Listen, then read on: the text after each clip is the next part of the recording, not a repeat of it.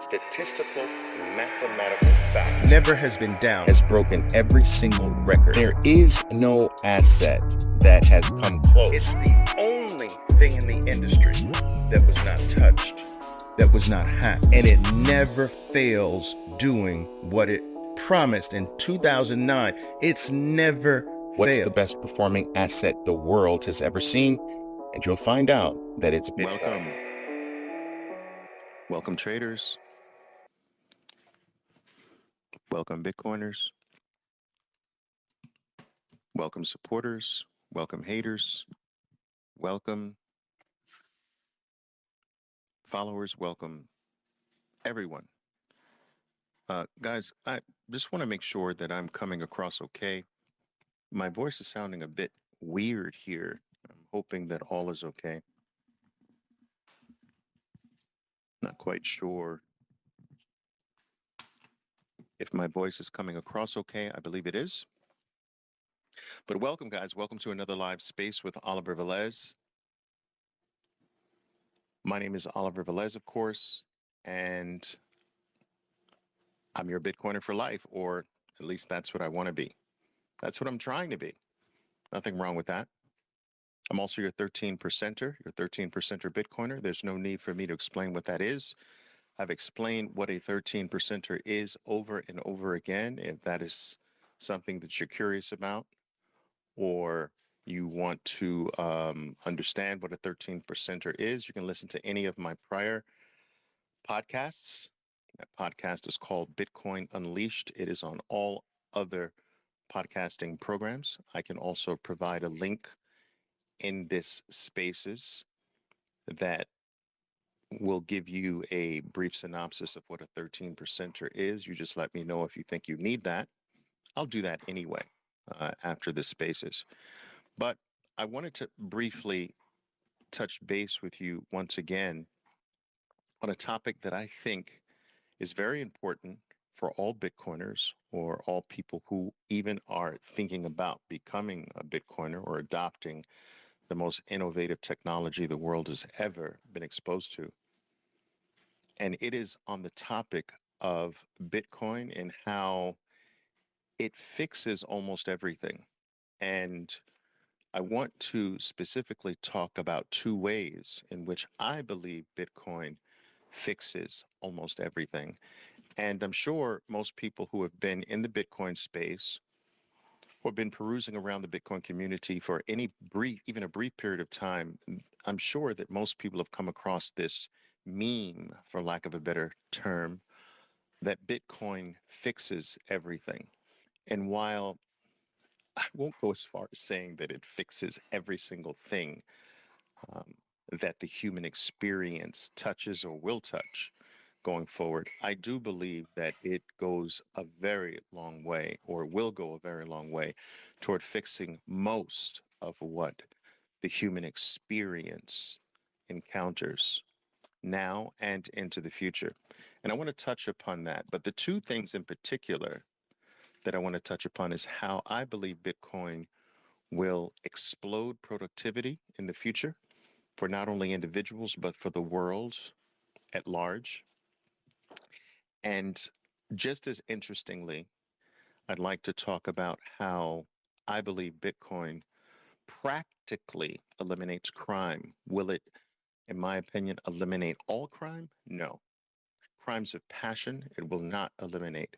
But crimes of passion, as vitriolic as they are, and as heinous as they are, um, I do believe that those crimes are smaller in number, at least, than all the other crimes that tend to stem from a corrupt system, a a system that is fundamentally based on corrupt money.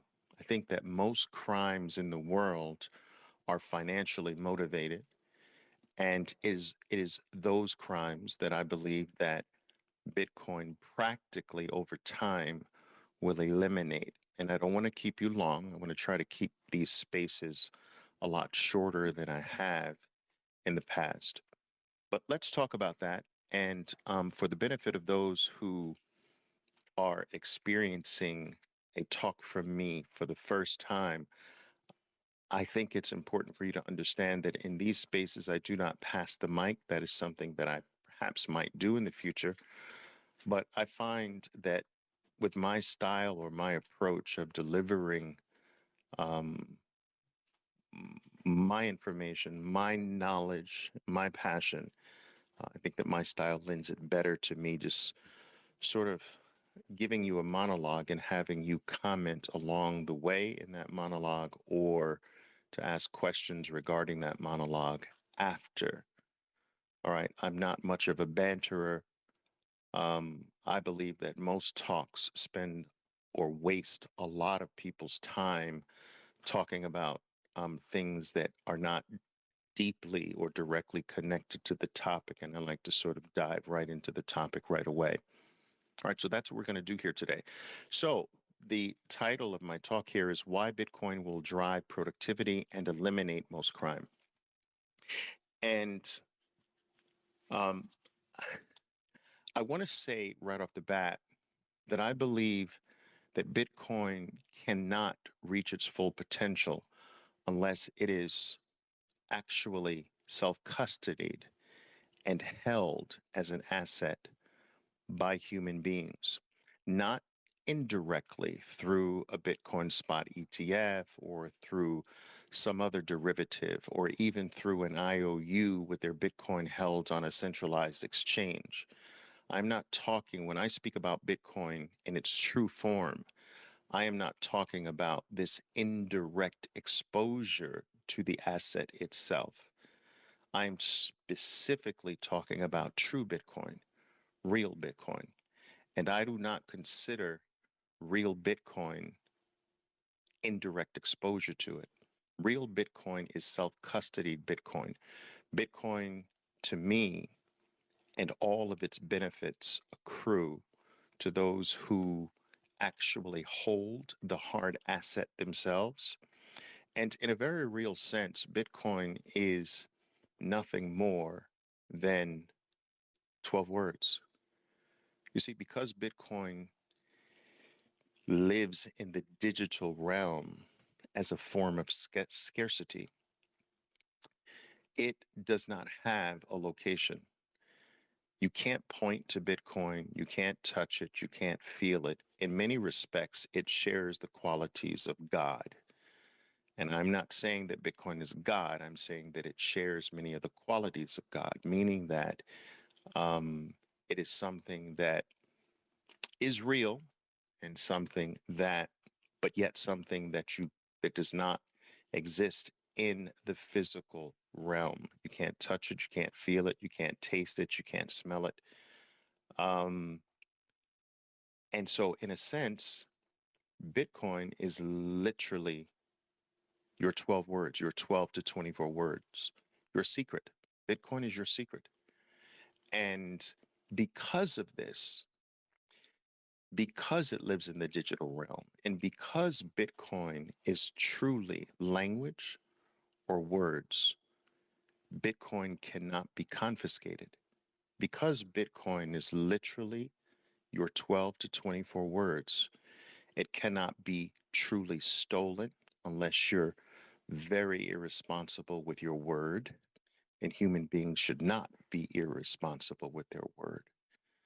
Your Bitcoin cannot be manipulated. It cannot be used against you. It cannot be taken. It cannot be stolen. It cannot be confiscated, assuming that you have done the right thing with your secret, with your word, with your value, with your worth, with what you are, who you are. As long as you've been responsible with that, it is impossible to be taken. It is impossible to be stolen or confiscated. Now, you can be forced to give up your secret, your words, but still, at the end of the day, that forcing will still require your acquiescence. It will require your choice to give it up. You could be tortured for it, but even in that torturing, at some point, if you give up your words, it is still your choice. If you choose to die, your Bitcoin dies with you. or doesn't die with you, but it is still unavailable. And so it is through self custody of Bitcoin that the ownership of your word that makes Bitcoin invincible, that makes it unconfiscatable, that makes it impossible to steal or to take by force. And for the first time, human beings have the ability to have something of value that is solely theirs. For the first time in the human experience, human beings have access to something of value that cannot be taken by another man, that cannot be stolen by another human being, that cannot be confiscated or manipulated or eroded or debased in any way by another human being. For the first time, Bitcoiners, traders, followers, supporters, haters, for the first time in the human experience, your word is truly your bond. And this, I think, is a very important inflection point for the human species because throughout most of it, we have been forced to trust our value by giving it away to someone else. We've been forced to trust someone else to custody what we consider to be valuable. We have had to rely on other human beings to safeguard it as if we were incapable of safeguarding our own worth, our own value. And so Bitcoin eliminates the need for that trust and places the responsibility where it belongs, the responsibility for who you are, what you work for, what your worth is, your true value as a human being, taking up space and soaking up resources on this planet. That that worth, I lost my thought there for a second, but that worth is solely your responsibility to keep.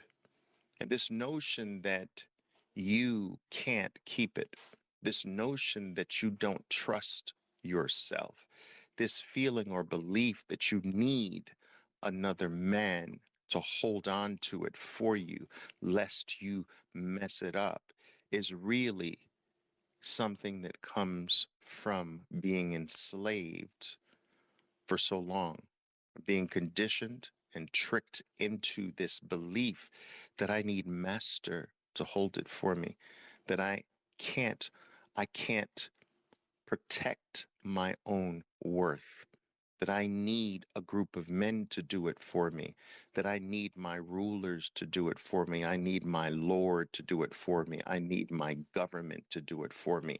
I cannot protect myself. I cannot secure what is mine. Excuse me. And so I need to trust another man to do it. Bitcoin has come into existence to eliminate that and place that responsibility on you. And that is where it should have always been. And that is where it belongs. Now, you don't accrue freedom from Bitcoin, freedom from this slavery, freedom from the need to trust another man to work for another man's coupon, another man's peso, another man's dollar, another man's yen, no matter how beautiful the pictures are that they paint on those coupons, the freedom to not have to work for their coupon does not come to someone who just has exposure to Bitcoin. It only comes to those who actually take full responsibility for their Bitcoin, their secret, their worth, their value, their words. For the first time, your word is your bond. And so this is at the crux of my talk today because it is at the foundation of how Bitcoin is going to explode productivity, raise the value that humans produce, and eliminate crime and the need for such, it is going to be through self custody of the asset itself, self custody of Bitcoin. And how is self custody going to accomplish this? Let's talk about this for a moment. I'm taking a sip of my tea here. If Bitcoin cannot be stolen, meaning that if, as long as you've secured your secret, your words, and therefore it cannot be taken, it means that in order for someone else to get Bitcoin from you, they are going to have to come to you correctly. In order for you to release Bitcoin to another human being is going to have to deliver something that you truly desire, something that you want. And because of the scarcity of this thing called Bitcoin that you will be releasing, because it is mathematically designed to go up in value forever, not only throughout your entire lifetimes, but the lifetimes of family members in your bloodline who haven't even been born yet. Because of this, because of this, you're going to have to be pleased with someone that has given you something that you want so badly, something that you value so highly that you're willing to take the opportunity risk of giving them this thing in exchange for what they're offering. It's going to have to be so great that you're willing to give up all the future potential gains. And so my point is this, that people are going to only release Bitcoin when they have something spectacular. People are only going to let it go if others come to them correctly. That in order for you to get someone else to give up their Bitcoin to you, your service is going to have to be no less than divine.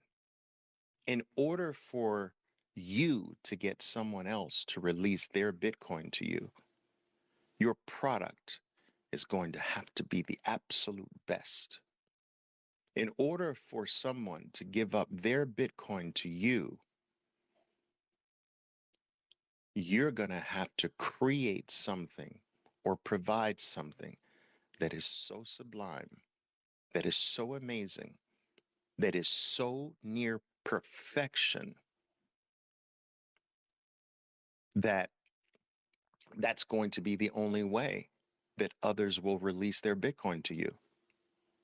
Now, I do understand that as more and more people use Bitcoin as a store of value, others will start to demand Bitcoin for all of their services. I actually do this for a number of my services. There are a set number of services that I will not accept US dollars for or any other paper currency floating around in the world today. The only thing I will accept for it is Bitcoin. And if you don't have Bitcoin to give me for those services, then you can hit the road, Jack. Now, more and more people will start to do that as the price and the value of Bitcoin rises, as it becomes more and more adopted by the world, as more and more people are guaranteed to have some level of Bitcoin in their life. More and more people are going to start demanding Bitcoin for what they do. But I am telling you that their expertise is going to have to be upped. Their level of first classness, for lack of a better term, is going to have to be extraordinarily high. And so this is how I believe Bitcoin causes every human being to have to go back to the drawing board and find out a way to deliver the best, because only the best are going to actually get the Bitcoin. Only the sublime is going to get the Bitcoin. Only the near perfect is going to get the Bitcoin. And if you are not that, you will not get the Bitcoin. And so companies will no longer be able to churn out pieces of junk and sell them anyway. Inferior products will go unbought in a Bitcoinized society, in a Bitcoinized world. Inferior products, low quality service will not be tolerated in a Bitcoinized society, because only the best will get the Bitcoin. Only the sublime will get the Bitcoin. Only the near divine will get the Bitcoin. Only the near perfect will get the Bitcoin. And if you can't provide something that's close to perfection, if you can't provide the sublime in whatever skill that you claim is yours, if someone can do it better, far better than you, they are going to get the Bitcoin, and you are going to be Bitcoin less in a Bitcoinized world. And so this is going to force every human being, every organization, every corporation, every entity, every living thing that provides something to the global community, it is going to force them to do it at their best. No more slacking will be allowed. No more half-assing it will make it. No more selling trinkets that are poorly made and clothing that falls apart after the third time you've worn it. None of this is going to last or survive in a Bitcoinized society. Everyone is going to have to up their game. Everyone. And so productivity is going to explode. The need, the reason why junk can be sold today, the reason why inferiority can still be a business today, is because the money is broken. Because if you hold on to the money that you give your life for today, if you hold on to it long enough, the money that you've given your life today will actually dwindle on you. It will melt on you like a freaking ice cube. And so you are compelled and forced, in many ways, not consciously, but unconsciously, you are forced to give it up anyway. You might as well throw it up in the air, because if you don't, you're really still throwing your money up into the air.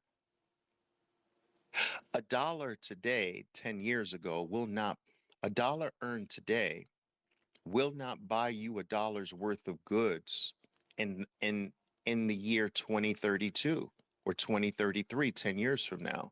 The same way a dollar in 2000 will not buy you the same goods that it bought today at the face value of a dollar, and a dollar in 1973 that you gave your life to earn, your life, your time, your energy, your effort, your skill, your knowledge, your education, you gave that to another man.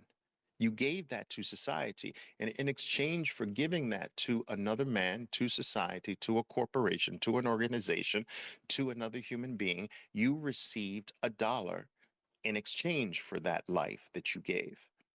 And if you held on to that dollar from 1973, if you were born back then, if you were alive back then, that dollar purchased far more in 1973 than it does today.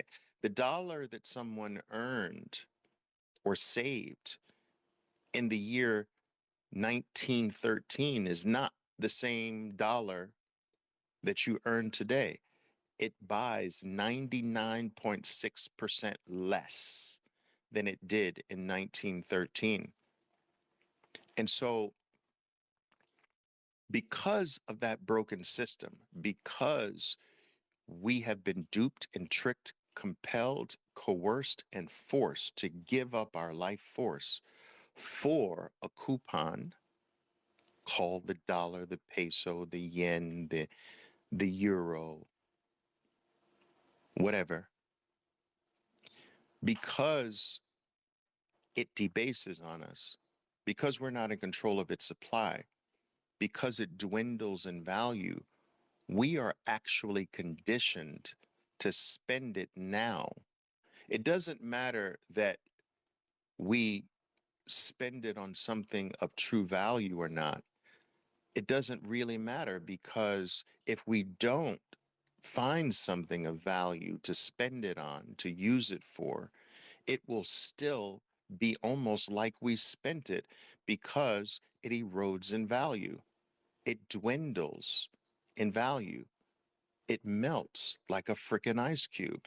And whether someone is conscious of this or not, because most people aren't, they're not conscious that the dollars in their pocket or under their mattress or supposedly sitting in a bank, and we know that's false, but the dollars that you claim that are yours sitting around not being used for anything today, they are melting. And if those digits, if the digits on the dollars in your pockets actually moved, you would be more conscious of the fact that my dollars are melting. If the dollar you inserted in your pocket, in your jeans pocket, all of a sudden became 95 cents, and you pulled the dollar out of your pocket, and it was a dollar when you put it in, but when you pulled it out, it now reads 95 cents. You would get the message consciously. And if you put it back in your pocket and the next time you pull the dollar out, it read 80 cents, and then 75 cents, and then 60 cents, and then 45 cents, you would get the message. You would get the message consciously, but the digits on the paper don't change, just the intrinsic value of the paper changes. And this is the trick. But still, despite the fact that people aren't aware that the numbers on their bills are actually changing, despite the fact that they're not consciously aware of it, they are conditioned to be irresponsible with it, to not save it. They're taught through society to spend it, to do something with it, because unconsciously it cannot not be known or felt that I'm losing if I don't use it. In a Bitcoinized world, this is the exact opposite, that the longer you hold it, the more valuable it becomes.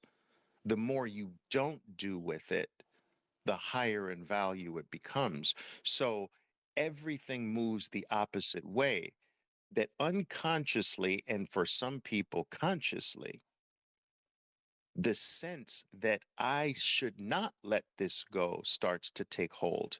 And that the only reason for me to let it go is if something wonderful gets presented to me, something that I am in love with so much, that I adore so much, that I value so much, that I am willing to sacrifice all the future gains and benefits that come from this being held.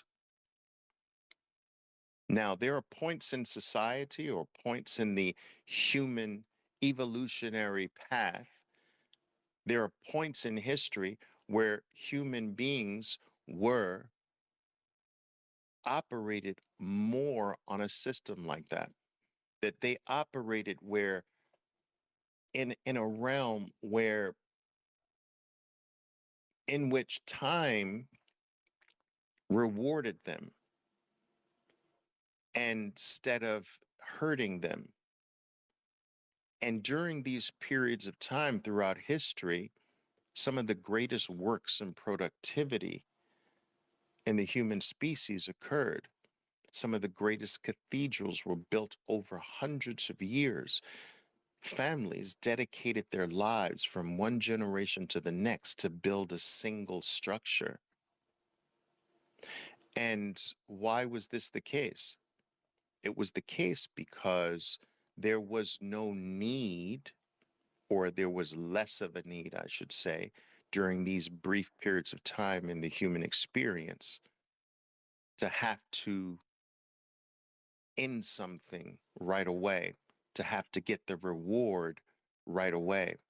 If you knew that all the value that you have stored today was only going to go up, what would your future be like? How much more careful would you be to let that value go?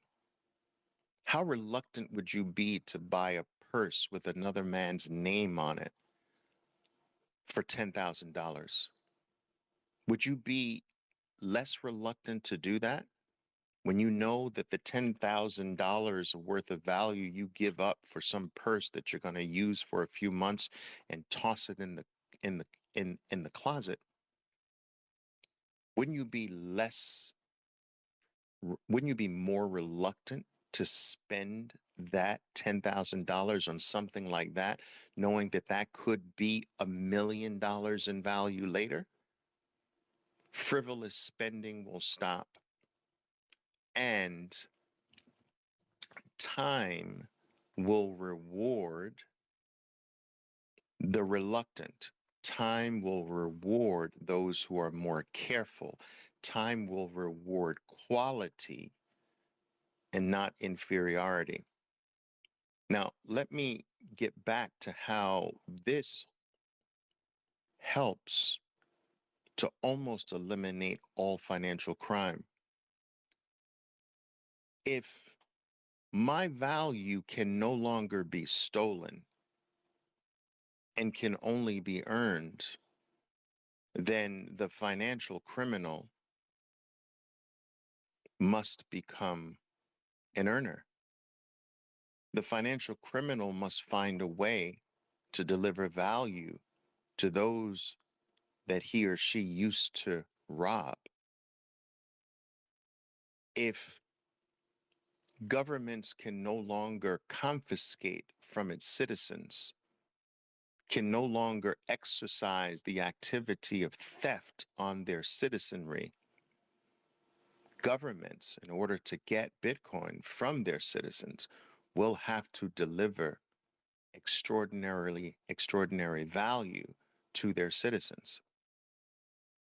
Criminals will not be able to steal 12 words if they are custodied correctly. All of this depends on custodying Bitcoin properly, protecting your 12 words. Imagine a world in the future, not the distant future. I'm talking over the next several years. Imagine the security of Bitcoin becoming so high that it is virtually impossible to take it from another human being, ever. Imagine security for Bitcoin is not going to go the other way. It's actually only going to improve. It's going to get better. Bitcoin is already the most secure network the world has ever had access to, the world has ever known. And it's only going to get better. It's still a baby. Its security is going to improve. The ability to steal it is going to be squashed out to 100%, unless you're just silly with it, unless you just put your 12 words on a billboard in Times Square, Manhattan. No one's going to be able to steal it. No one's going to be able to take it. What if, imagine a world where in order to take someone's Bitcoin, you have to travel to 3 different countries. Imagine a world like that. Imagine a world where the custody is so tight and so sure that every person in the world knows you can't steal this. I can't take this. They're going to have to work. I believe that properly custodied Bitcoin will squash out financial crime. And I know a lot of people may want to talk to, well, Oliver, what about the hackers and things of that nature? No, Hacking Bitcoin is already virtually impossible. The only times that Bitcoin is hacked is not because of Bitcoin, it's from user error. It's from being unknowledgeable because we're early. It's from custodying it wrong. It's from being irresponsible. But the day is coming where all of that goes away. The day is coming where no one has to even think about security. No one has to even think about the possibility of being hacked. It's going to be built into everything that makes Bitcoin just simply unstealable, unhackable, untakeable, even with your irresponsibility. It's only going to become more secure. I believe that before this decade is out, no one on earth will ever be able to take a single Satoshi from another human being ever without their consent. And this is coming rapidly, it's coming very quickly, which means that every single person on earth, whether their intentions are good or not, they're going to have to become a person of value. They're going to have to find a way to deliver something of value to other human beings. And this is the way a society should run. This is the way the world should operate. And so I believe that once the world understands that it is only custodied Bitcoin that derives all of its benefits, and that once we arrive at a place where even if you're irresponsible with it, it still can't be stolen, and that's coming. Think about that.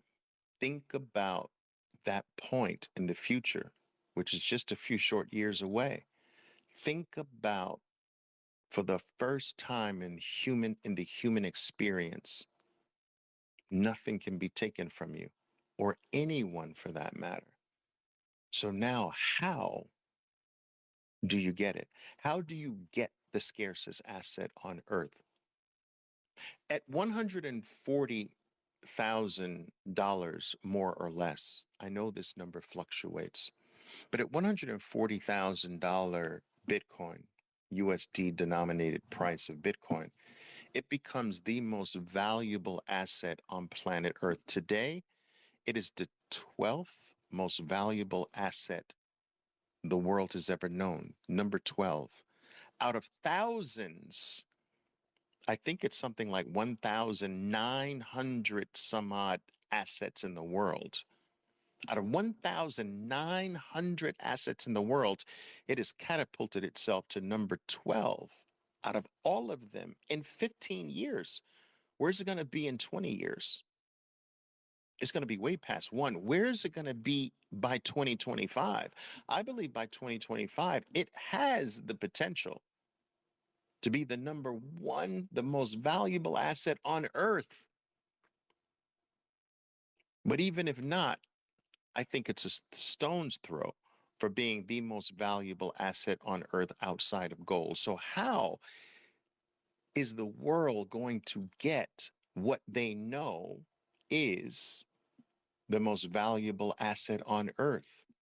They're going to have to buy it from someone willing to let go of it. And the numbers of people willing to let go of the most valuable thing on earth are going to are dramatic is not that number is not only dramatically shrinking, it will practically shrink to almost zero when it becomes the most valuable thing on earth.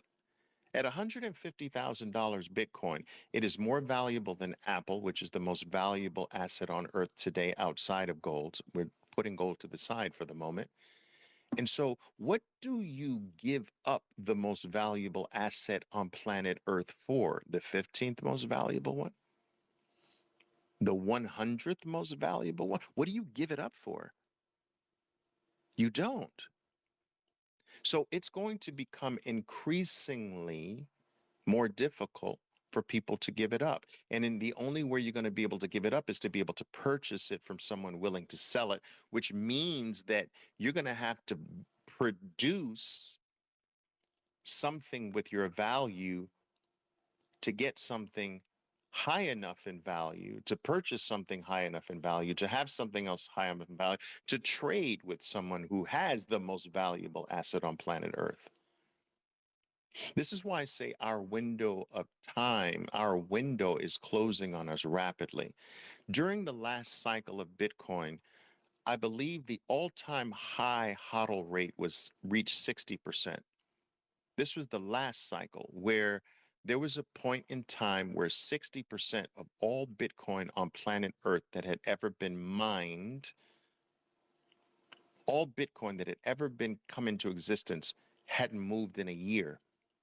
This cycle, we jumped another 10%. 70%, more than 70% of all the Bitcoin in existence, all the Bitcoin that's ever been mined hasn't moved in over 1 year. Last cycle, it was 60%. The cycle before that, it was 50%, and so forth and so on. It jumps on average 10% every cycle. Next cycle, that's 80%. Next cycle, that's 90%. We are going to reach a point as Bitcoin's value increases where greater and greater numbers of people find it silly to give it up for anything else. There aren't many things, even now in the world, that are worth $37,000.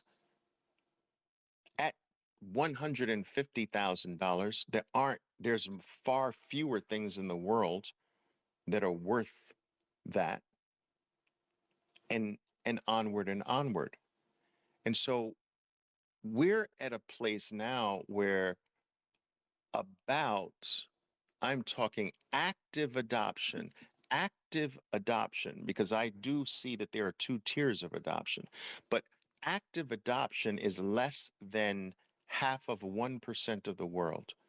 But as Bitcoin's value rises, more and more people are going to desire it.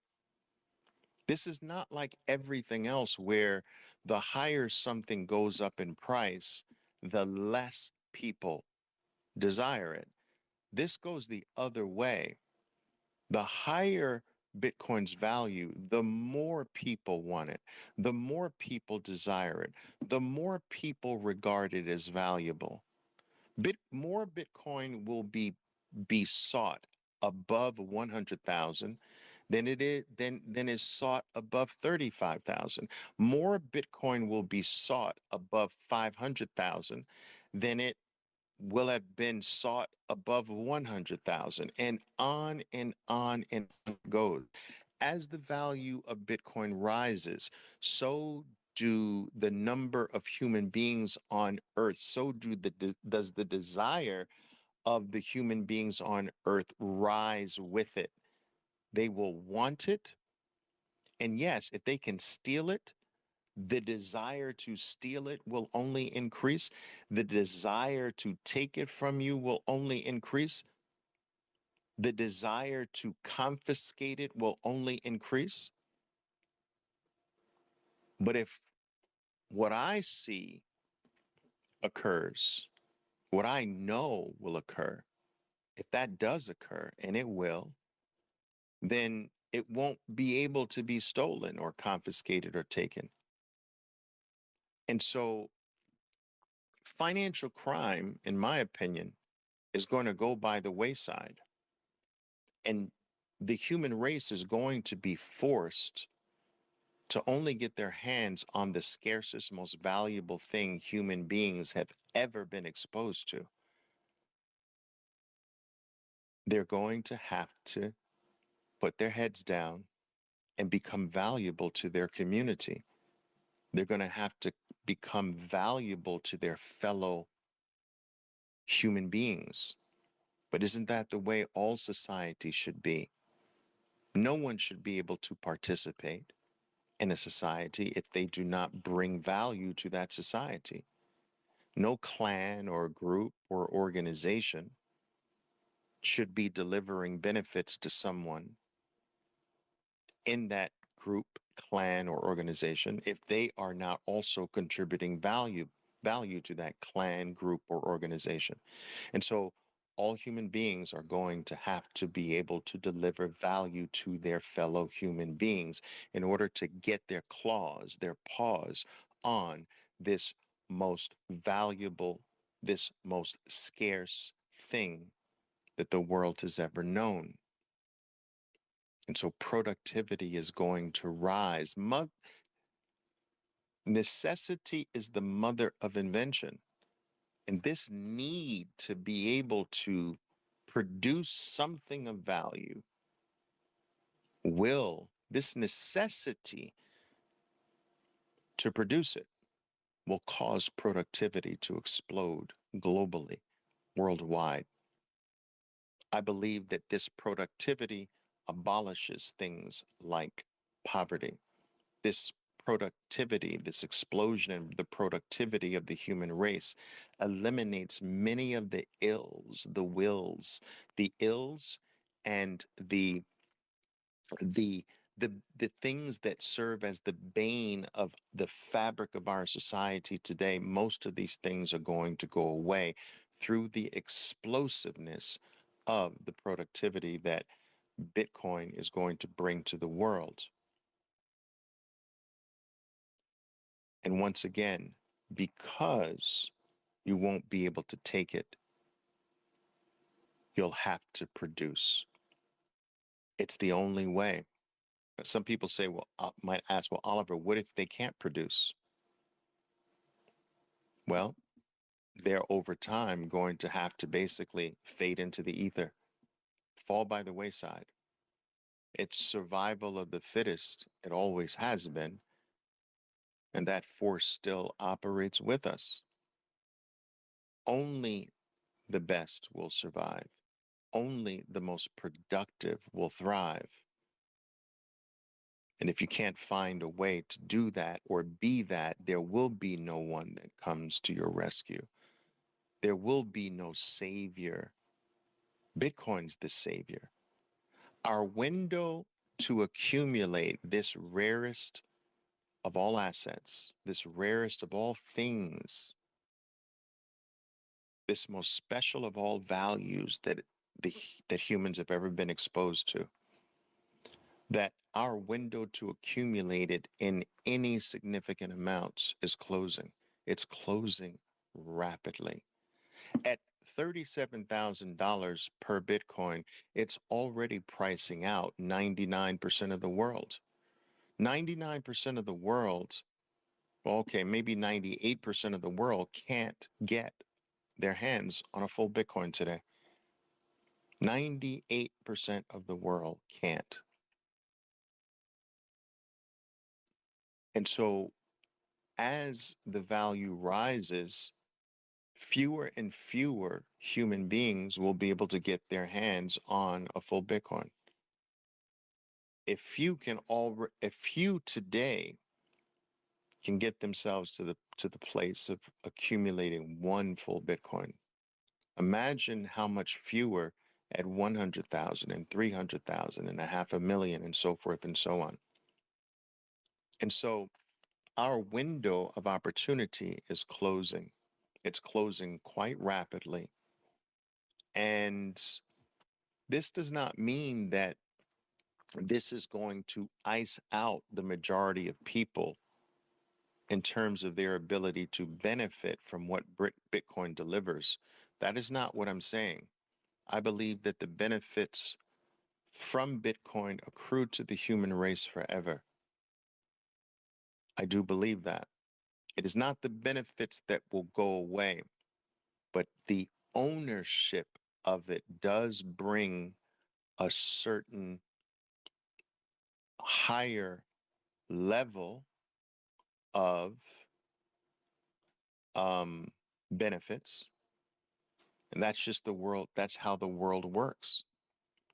The earlier adopters get that benefit. That's the way it's always been, and that's the way it always will be. And over time, those who were intelligent enough or had vision enough to get larger stakes than others over time, that will get distributed generation after generation. It gets more evened out. But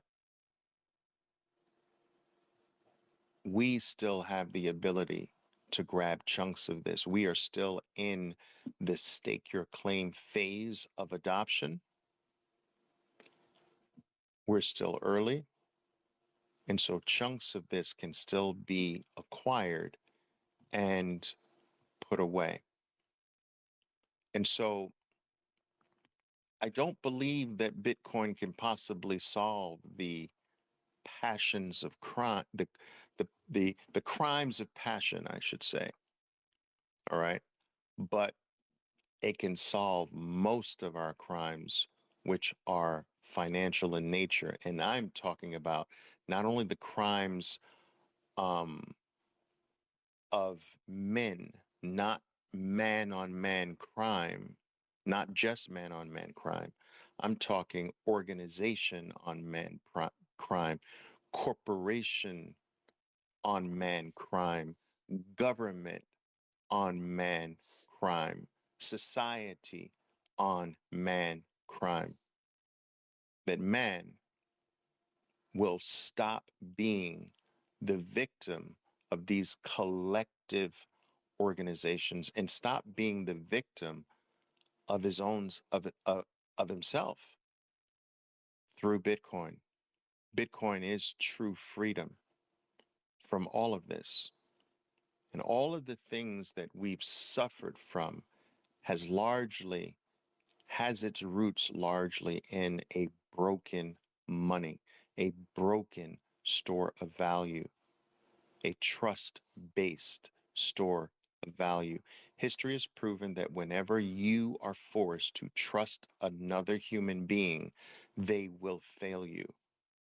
They may not fail you right away, but ultimately, they're going to fail you.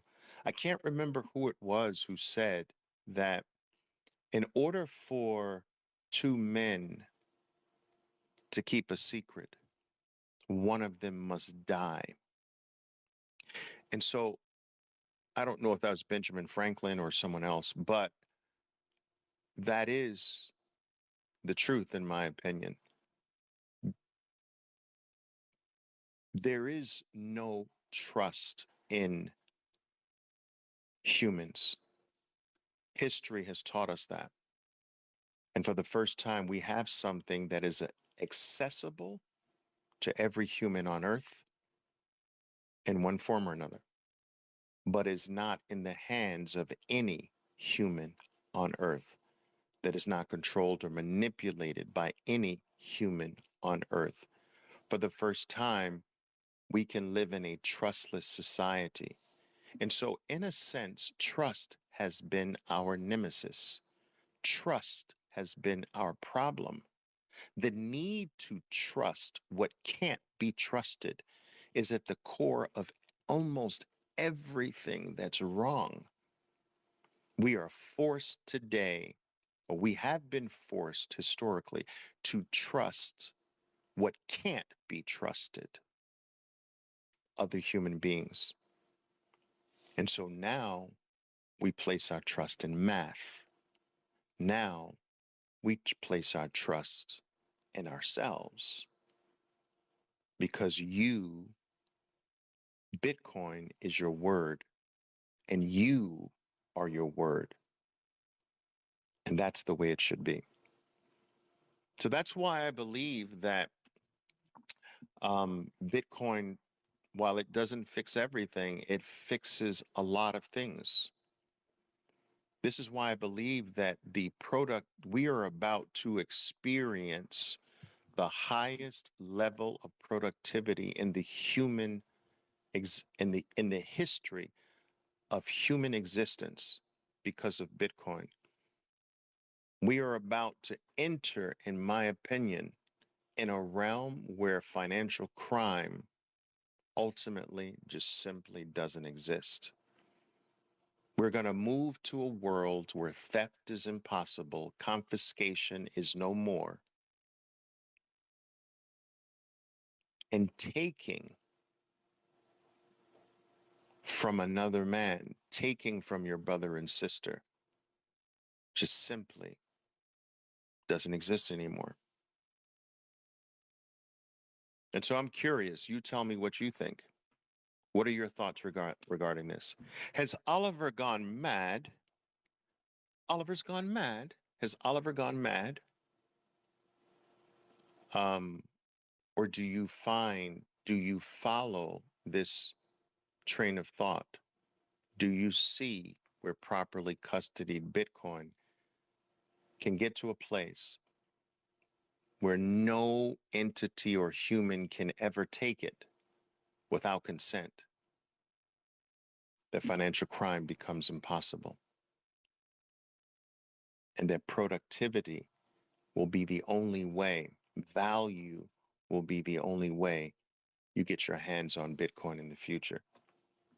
I'm curious, let me know. All right, I'm curious, let me know. Let me know what you think. I see an orange chewing gram is giving me an orange pill and a little orange fruit there. I love it. Thank you. Lisa Lee is saying, Oliver, what if the owner dies unexpectedly? We will keep losing Bitcoin and its price keeps going up. Well, I believe that that's a very good question, Lisa, and I'm very glad you asked because it's something that I actually failed to touch upon. I think that at the same time that Bitcoin will get to a place where it is just literally safe proof, that you can't even mess it up. We're getting there. I'm telling you, it's coming. Um, that that also falls in line with the fact that you can't mess it up for your inheritance either. That um, it will always be passed to who you want it to be passed to. Um, I believe that all of this is coming. And I believe that it's coming in a very, very foolproof way, which means that it's going to be hard for you to mess it up. It's not all that hard for you to mess it up now, but that is not where Bitcoin is going to stay. It's still a baby. It is only going to get better in all of its aspects. The same way it's only going to become more scarce, the same way it's only going to become more valuable, the same way it's only going to become more adopted, the same way it's only going to become more understood, more desired. It is going to become more secure. It is going to become safer. It is going to become more theft prone, more idiot proof. It's only going to get better. Look at what the internet did. It only got better and it's still getting better. It's only going to get better. And so you have to think about this. I believe that passing on your Bitcoin to the appropriate people, the appropriate family members, will be as easy as 1, 2, 3. It's already in the works. I see it in my short period of time in Bitcoin. I've seen inheritance planning with Bitcoin go through the roof. I mean, I've had to deal with that, right? I'm not 19 years old anymore. I have no intentions of selling my Bitcoin or giving it to someone else. So I've had to grapple with inheritance issues with Bitcoin. And in a very brief period of time, I'm talking in a 2+.5 year period of time, I've seen it exponentially improve.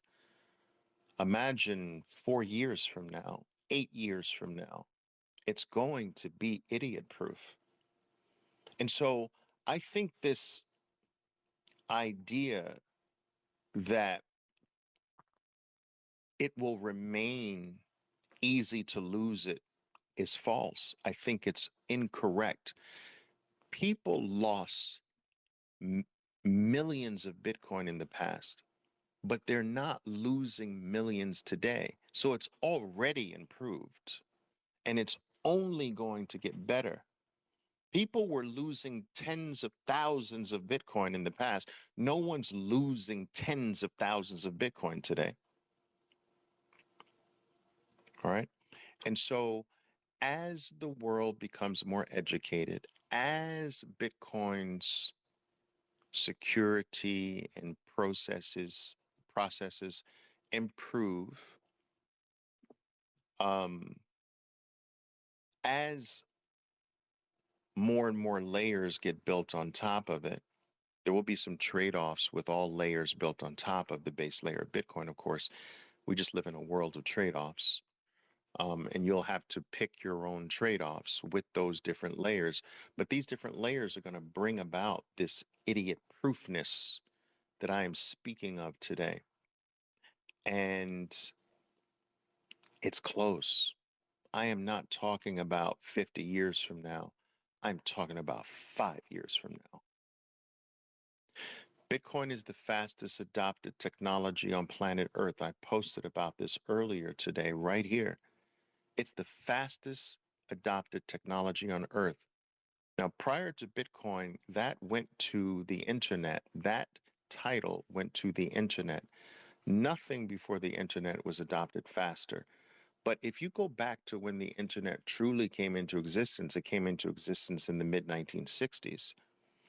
It became um, commercially adoptable, let's say, in the latter part of the 1980s. And so it became more mainstream accepted, I would say, in the mid 1990s. And so it was during the Clinton administration that actually allowed the internet to be open and available for commercial use.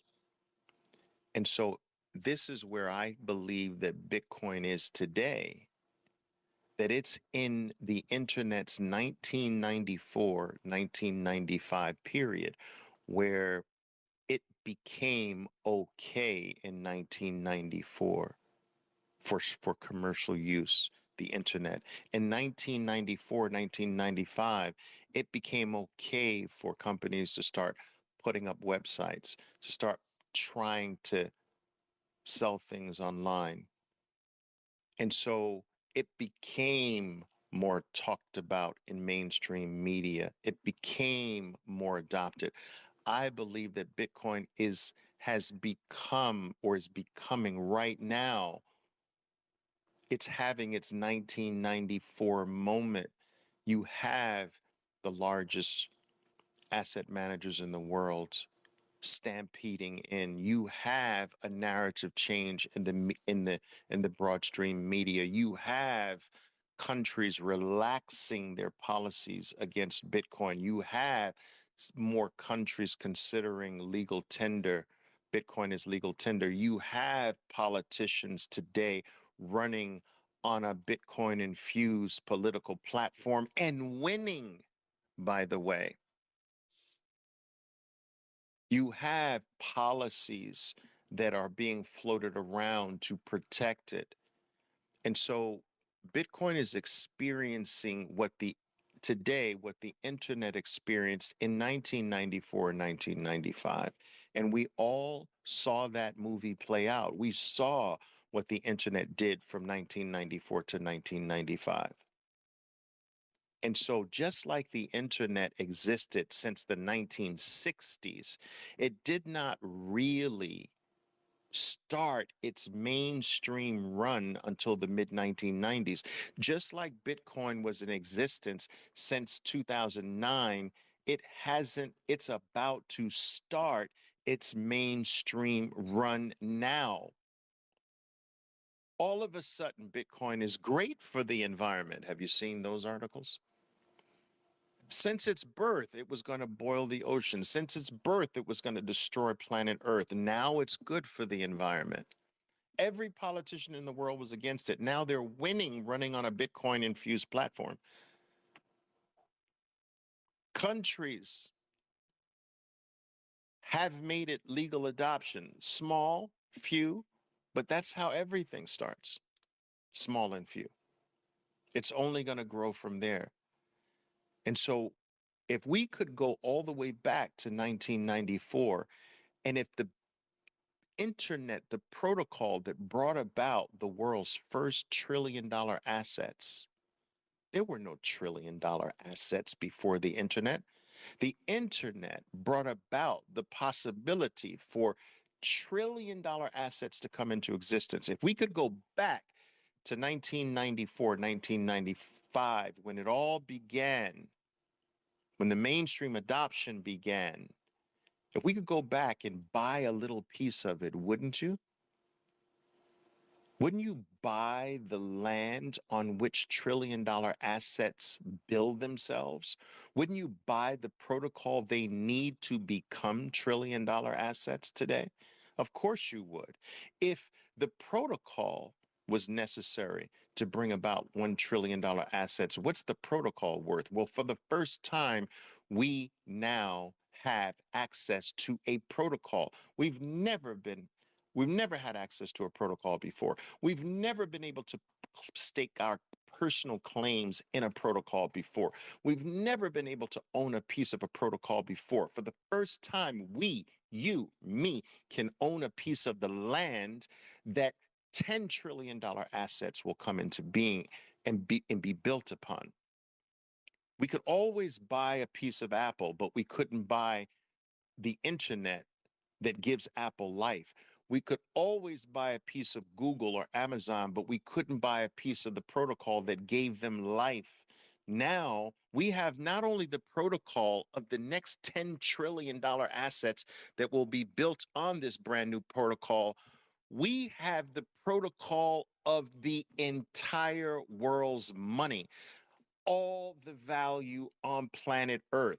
Think of the protocol of all value on planet Earth and being able to own a piece of that. Wow. I'll say it 2 more times. Wow. One more time. Wow.